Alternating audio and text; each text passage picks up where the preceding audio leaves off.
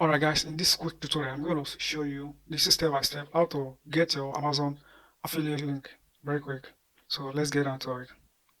The first thing you want to do is you want to go to your Amazon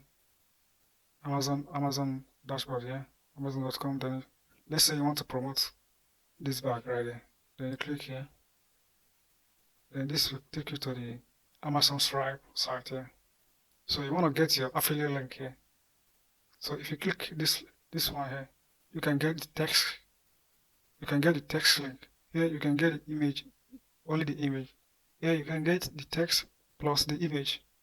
Whereby here you can get the custom link. So let's say you want to get the text link. You click here.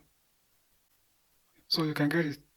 You can get your link right here. You can get the text link, image link, text plus image link, custom link. So from here you can get your link. You just click one of them. Choose the link that you need, and go back to your website and add it to your website. I made a video about how to do that. So that's how you get your Amazon affiliate link on Amazon. So guys, drop your comment down below.